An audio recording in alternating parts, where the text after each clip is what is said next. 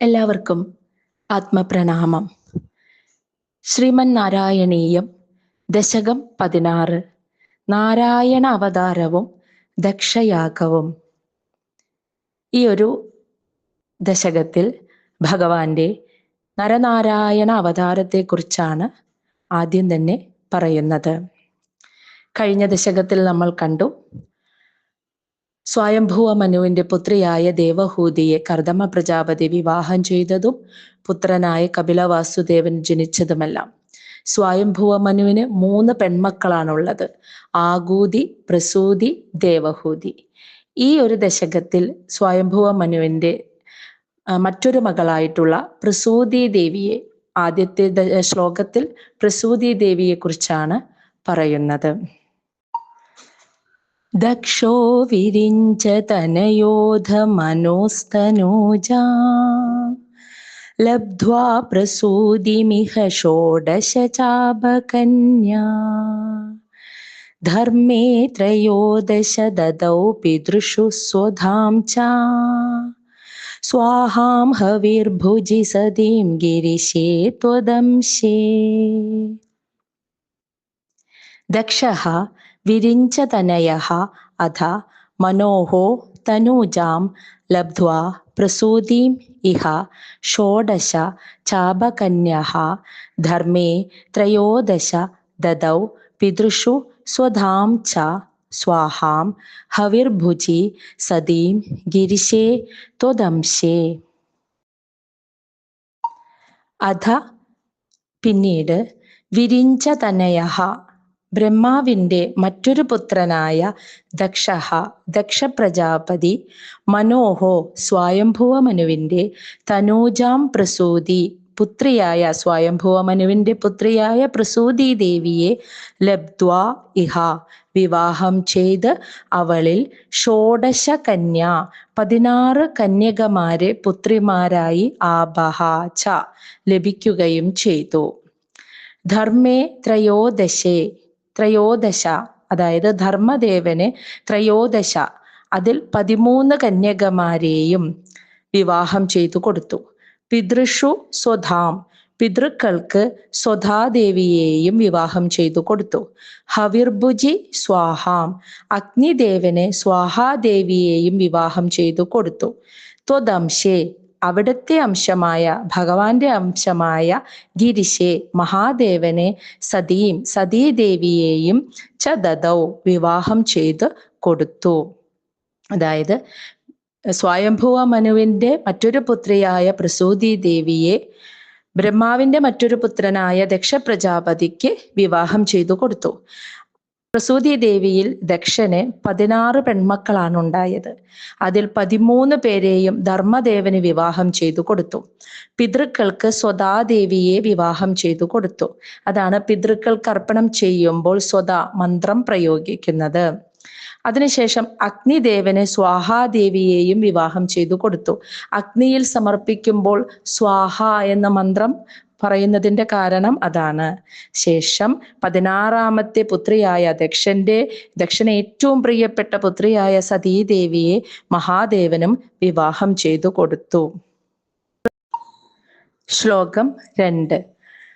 മൂർത്തിർഹി ധർമ്മഗൃഹിണീ സുഷുവേ ഭവന്തം നാരായണം നരസഖം മഹിതാനുഭാവം യജ്ജന്മനി പ്രമുദിതാ കൃതതൂര്യഘോഷാ പുഷ്പോത്കരാൻ പ്രവവൃഷുർനനുവോസുരൗഖാ. മൂർത്തിഃ he ധർമ്മഗൃഹിണീ സുഷുവേ ഭവന്തം നാരായണം നരസഖം മഹിതാനുഭാവം യജ്ജന്മനി പ്രമുദിതഃ കൃതതൂര്യഘോഷാഃ പുഷ്പോത്കരാൻ പ്രവവൃഷുഃ നുനുവുഃ സുരൗഖാഃ. ഭഗവാന്റെ നാരായണ അവതാരത്തെയാണ് ഇവിടെ വർണ്ണിക്കുന്നത്. ധർമ്മഗൃഹിണി മൂർത്തിഹി, ധർമ്മദേവന്റെ പത്നിയായ മൂർത്തിദേവി, അതായത് സ്വയംഭുവമനുവിന്റെ 13 പുത്രിമാരെയാണ് ധർമ്മദേവൻ വിവാഹം കഴിച്ചത്. ഈ 13 പത്നിമാരിൽ മൂർത്തിദേവി എന്ന ഭാര്യയിൽ മഹിതാനുഭാവം ഭവന്തം, മഹിതാനുഭാവം ലോകപൂജിതമായ തേജസ്സോടുകൂടി ഭവന്തം ഭഗവാനെ നിന്തിരുവടി തന്നെയായ നരസഖം നാരായണം, നരനാരായണന്മാരെ സുഷുവേ പ്രസവിച്ചത് എന്ന്. അപ്പോൾ ധർമ്മദേവന്റെ പത്നിമാരിൽ മൂർത്തിദേവിയാണ് നരനാരായണന്മാരെ പ്രസവിച്ചത്. നരനോടുകൂടി ഭഗവാന്റെ നാരായണ അവതാരവും ഇരട്ടകളെ ആയിട്ടാണ് പ്രസവിച്ചത്. യഥ ജന്മനി പ്രമുദിതാഹ, ഏതൊരു നരനാരായണന്മാരുടെ ഈ അവതാരത്തിൽ പ്രമുദിതാഹ എന്നാൽ സന്തുഷ്ടരായ സുരൗഖഹ ദേവന്മാർ കൃതതൂര്യഘോഷാഹ വാദ്യഘോഷം മുഴക്കി പുഷ്പോത്കരാൻ പുഷ്പസമൂഹത്തെ പ്രവവൃഷുഹു വാരിവർഷിച്ചു, നനുവുഹു ച സ്തുതിക്കുകയും ചെയ്തു എന്ന്. അപ്പോ ധർമ്മദേവന്റെ പത്നിയായ മൂർത്തിദേവിയാണ് നരനാരായണന്മാരെ ഇരട്ടകളായി പ്രസവിച്ചത്. അതിൽ നരനോടുകൂടി പിറന്ന നാരായണ അവതാരം ഭഗവാന്റെ അവതാരമാണെന്ന് മനസ്സിലാക്കിയ ദേവന്മാർ ആ അവതാരത്തെ കണ്ട് സന്തുഷ്ടരായി വാദ്യഘോഷം മുഴക്കി പുഷ്പസമൂഹത്തെ വാരി വർഷിച്ച് ഭഗവാനെ സ്തുതിക്കുകയും ചെയ്തു. ശ്ലോകം 3. ദൈത്യം സഹസ്രകവചം കവചൈപരീതം സാഹസ്രവത്സരതപസമരാഭിലവ്യൈ പര്യായ നിർമ്മിതതപസമരൗ ഭവന്തൗ ശിഷ്ടൈകകങ്കടമമും ന്യഹതാം സലീലം. ദൈത്യം സഹസ്രകവചം കവചൈഹി പരീതം സാഹസ്രവത്സര തപ സമരാഭിലവ്യൈഹി പര്യായ നിർമ്മിത തപ സമരൗ ഭവന്തൗ ശിഷ്ട ഏകകങ്കടം അമും നിഹതാം സലീലം. ഇവിടെ നരനാരായണ അവതാരത്തിന്റെ ഭഗവാന്റെ നരനാരായണ അവതാരത്തിന്റെ ഒരു ലക്ഷ്യമായ ദുഷ്ടനിഗ്രഹം, അസുര നിഗ്രഹമാണ് ഇവിടെ വർണ്ണിക്കുന്നത്.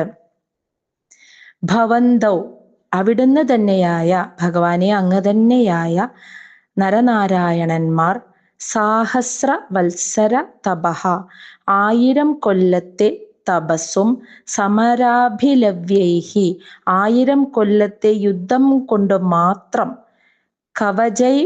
കവചൈഹി പരീതം അതായത് അതുകൊണ്ട് മാത്രം മുറിക്കാൻ കഴിയുന്ന ഓരോ കവചങ്ങളുള്ള അതായത് ഓരോന്ന് വീതമായ കവചങ്ങളോട് കൂടിയ സാഹസ്ര കവചം 1000 കവചങ്ങൾ അണിഞ്ഞ ദൈത്യം അസുരനെ പര്യായ നിർമ്മിത തപ സമരവും ഊഴമിട്ട് തപസ്സും യുദ്ധവും ചെയ്യുന്നവരായിട്ട് ശിഷ്ട ഏകകങ്കടം ഒരു കവചം മാത്രം ബാക്കിയുള്ളവനാക്കി തീർത്ത് അമും ആ അസുരനെ സലീലം വളരെ നിഷ്പ്രയാസം നെഹതാം നിഗ്രഹിച്ചു എന്ന്. അതായത് നരനാരായണന്മാരുടെ അവതാരത്തിന്റെ ഒരു ലക്ഷ്യം അസുര നിഗ്രഹമാണ്. അതാണ് ഇവിടെ പറയുന്നത്. സഹസ്ര കവചൻ മഹാശക്തനായ ഒരു അസുരനാണ്. 1000 പോർച്ചട്ടകൾ കവചങ്ങൾ ധരിച്ചവനായതുകൊണ്ടാണ് അവനെ സഹസ്ര കവചൻ എന്ന് വിളിക്കുന്നത്. 1000 സംവത്സരം തപസ്സു ചെയ്ത് സമ്പാദിച്ച ദിവ്യശക്തിയുണ്ടെങ്കിൽ മാത്രമേ അവന്റെ ഒരു കവചം പിളർക്കാൻ സാധിക്കുകയുള്ളൂ. അതിനാലാണ് ഭഗവാൻ നരനാരായണന്മാരായിട്ട് ഇരട്ടകളായി അവതരിച്ചത്. നരനാരായണന്മാരിൽ ഒരാൾ 1000 കൊല്ലം തപസ്സു ചെയ്യുകയും മറ്റേയാൾ അത്രയും കാലം യുദ്ധം ചെയ്യുകയും ചെയ്തു. ഈ സഹസ്ര കവചനോട് യുദ്ധം ചെയ്യുകയും ചെയ്തു. നരൻ യുദ്ധം ചെയ്യുമ്പോൾ നാരായണമൂർത്തി 1000 വർഷം തപസ് ചെയ്യും. വീണ്ടും 1000 വർഷം തപസ് കഴിഞ്ഞ് നാരായണമൂർത്തി വന്ന് യുദ്ധം ചെയ്യുമ്പോൾ നരൻ 1000 വർഷം തപസ് ചെയ്യും. അങ്ങനെ ഊഴമിട്ട് തപസ്സും യുദ്ധവും 1000 സംവത്സരം വീതം നടത്തി നരനാരായണന്മാർ സഹസ്ര കവചനെ ഒരു കവചം മാത്രമാക്കി വളരെ എളുപ്പത്തിൽ നിഗ്രഹിച്ചു എന്നാണ് പറയുന്നത്. എന്നാൽ ഈ സഹസ്ര കവചനാണ്, ഒരേ ഒരു കവചം മാത്രം ബാക്കിയുള്ള ഈ സഹസ്ര കവചനാണ് പിന്നീട് ദ്വാപരയുഗത്തിൽ കർണനായിട്ട് ജനിക്കുന്നത്. കർണനെ വധിക്കാനായി നരനാരായണന്മാർ തന്നെയാണ് കൃഷ്ണാർജുനന്മാരായി അവതരിച്ചതും. ശ്ലോകം 4.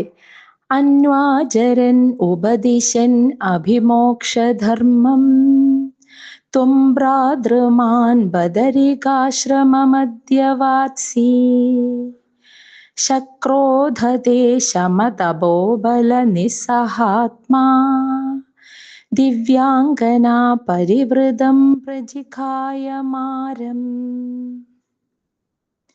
അന്വാചരൻ ഉപദിശൻ അഭി മോക്ഷധർമ്മം ത്വം ഭ്രാതൃമാൻ ബദരികാശ്രമമദ്യവാത്സി ശക്രഃ അധ തേ ശമതപോബല നിസ്സഹാത്മാ ദിവ്യാംഗനാ പരിവൃതം പ്രജിഘായ മാരം. അതായത് നരനാരായണ അവതാരത്തിന്റെ മറ്റൊരു ലക്ഷ്യം, മോക്ഷധർമ്മ ഉപദേശം എന്ന മറ്റൊരു ലക്ഷ്യമാണ് ഇവിടെ വർണ്ണിക്കുന്നത്. അതാ അനന്തരം സഹസ്രകവചനെ നിഗ്രഹിച്ചതിന് ശേഷം ത്വം ഭഗവാനെ, നാരായണനായ അങ്ങ്, ഭ്രാതൃമാൻ അവിടുത്തെ സഹോദരനായ നരനോടുകൂടി, മോക്ഷധർമ്മം അന്വാചരൻ നിവൃത്തിധർമ്മത്തെ, അതായത് മോക്ഷമാർഗം എന്ന ആ ധർമ്മത്തെ സ്വയം ആചരിക്കുന്നവനും, ഉപദിശൻ അഭി ഉപദേശിക്കുന്നവനും ആയിട്ട് ബദരികാശ്രമം അദ്യവാത്സി ബദരികാശ്രമത്തിൽ വസിച്ചു. അപ്പോൾ സഹസ്രകവചനെ നിഗ്രഹിച്ചതിന് ശേഷം ഭഗവാൻ നാരായണമൂർത്തി സഹോദരനായ നരനോടുകൂടി ബദരികാശ്രമത്തിൽ ചെന്ന് മോക്ഷധർമ്മം അങ്ങനെ ആചരിക്കുന്നവനും ഉപദേശിച്ചു കൊടുക്കുന്നവനുമായിട്ട് അങ്ങനെ ബദരികാശ്രമത്തിൽ അവർ വസിച്ചു. അഥാ അനന്തരം ഇത് കണ്ടപ്പോൾ ശക്രഹ ഇന്ദ്രദേവനെ തേ അവിടത്തെ ശമ തപോബലം, അവിടുത്തെ ആ ശമം എന്നാൽ ശാന്തി, മനസ്സിന്റെ സമചിത്തമായ അവസ്ഥ, ആ ഒരു ശാന്തവും ആ ഒരു തിദീക്ഷാഭാവവും സമചിത്ത അവസ്ഥയും തപോബലവും കണ്ടിട്ട് നിസ്സഹാത്മാ, അതായത് ഈർഷ്യമുള്ളവനായി തീർന്നു. അതിലൊരു അസ്വസ്ഥത, അസൂയ തോന്നിയപ്പോൾ മാരം കാമദേവനെ ദിവ്യാംഗനാ പരിവൃതം, ദേവലോകത്തെ സ്വർഗസുന്ദരിമാരോടുകൂടി പ്രജിഘായ പറഞ്ഞയച്ചു എന്ന്, അവരുടെ മനോബലത്തെ ഇളക്കാനായിട്ട് അവരുടെ അടുത്തേക്ക് കാമദേവനെ സ്വർഗസുന്ദരിമാരോടുകൂടി പറഞ്ഞയച്ചു എന്നാണ് പറയുന്നത്. അപ്പോൾ സഹസ്രകവചനെ നിഗ്രഹിച്ചതിന് ശേഷം നാരായണ ഭഗവാൻ സഹോദരനായ നരനോടുകൂടി ബദരികാശ്രമത്തിൽ വന്ന് ആ സ്വയം ഉപദേശിച്ച ധർമ്മത്തെ, ആ മോക്ഷധർമ്മത്തെ സ്വയം അനുഷ്ഠിച്ചു. അതായത് അനുഷ്ഠിക്കുന്നത് മാത്രമേ ഉപദേശിക്കാൻ പാടുള്ളൂ, സ്വയം അനുഷ്ഠിച്ചാലേ ഉപദേശിക്കാനുള്ള യോഗ്യതയുള്ളൂ എന്നാണ് പറയുന്നത്. അപ്പൊ സ്വയം ഉപദേശിച്ച ആ ധർമ്മ മാർഗത്തെ സ്വയം അനുഷ്ഠിച്ച് അങ്ങനെ മറ്റുള്ളവർക്ക് ഉപദേശിക്കുകയും ചെയ്യുന്നവനായിട്ട് അവരായിട്ട് അങ്ങനെ ബദരികാശ്രമത്തിൽ വസിച്ചു. എന്നാൽ നരനാരായണന്മാരുടെ ഈ ഒരു ശാന്തമായ അവസ്ഥയും അവരുടെ തപോബലവും കണ്ട് ദേവലോകത്തിരിക്കുന്ന ഇന്ദ്രന് ഒരു ചെറിയ ഈർഷ്യം തോന്നുകയും അവരുടെ മനോശക്തിയെ, മനോബലത്തെ ഇളക്കാനായിട്ട് സ്വർഗസുന്ദരിമാരോടുകൂടി കാമദേവനെ അവരുടെ അടുത്തേക്ക് പറഞ്ഞയക്കുകയും ചെയ്തു എന്നാണ് ഇവിടെ പറയുന്നത്. ശ്ലോകം 5. കാമോ വസന്തമലയാനില ബന്ധുശാലീ കാന്താകടാക്ഷ വിശികൈർവികസദ്വിലാസൈ വിദ്യൻ മുഹുർമുഹു അകമ്പമുദീക്ഷ്യ ച ത്വാം ഭീതസ്ത്വയാദ ജഗദേ മൃദുഹാസഭാജാ. കാമഃ വസന്ത മലയാനില ബന്ധുശാലി കാന്താകടാക്ഷ വിശികൈഃ വികസത് വിലാസൈഃ വിദ്യൻ മുഹുഹു മുഹുഹു അകമ്പ മുദീക്ഷ്യ ച ത്വാം ഭീതഃ ത്വയാ അധ ജഗദേ മൃദുഹാസ ഭാജ. അതായത് ശ്രീനാരായണമൂർത്തിയുടെ കാമവിജയമാണ് ഇവിടെ വർണ്ണിക്കുന്നത്.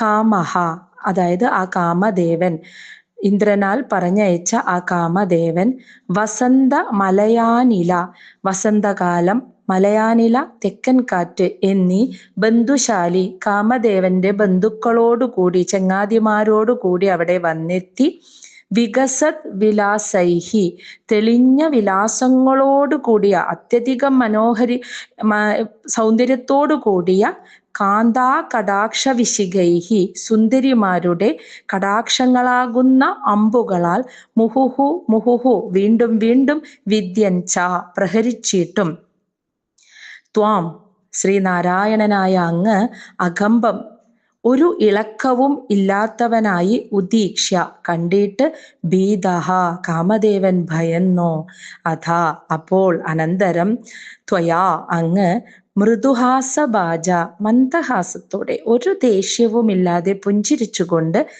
ജഗതേ, കാമദേവനോടായി പറഞ്ഞു എന്ന്. അപ്പോൾ കാമദേവന്റെ ബന്ധുക്കളാണ് വസന്തകാലം, തെക്കൻ കാറ്റ്. അതായത് ഒരുവന്റെ ഉള്ളിൽ ആ ഒരു കാമവികാരത്തെ ഉണർത്തുന്ന സാഹചര്യങ്ങളാകുന്ന വസന്തകാലം, തെക്കൻ കാറ്റ്, ഇതൊക്കെ കാമദേവന്റെ ബന്ധുക്കളാണ്. അവരോടുകൂടിയാണ് കാമദേവൻ ആ നരനാരായണന്മാർ ഇരിക്കുന്നിടത്തേക്ക് വന്നത്. ഒപ്പം അപ്സര സ്ത്രീകൾ, സുന്ദരികളായ അപ്സര സ്ത്രീകൾ.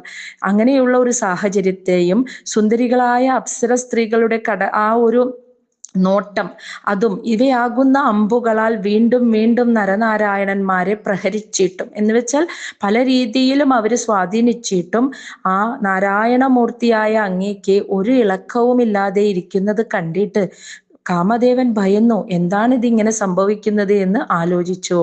അപ്പോൾ കാമദേവനോട് ഒരു ദേഷ്യവുമില്ലാതെ പുഞ്ചിരിച്ചുകൊണ്ട് ഭഗവാനെ അങ്ങ് കാമദേവനോടായി ഇപ്രകാരം പറഞ്ഞു എന്ന്.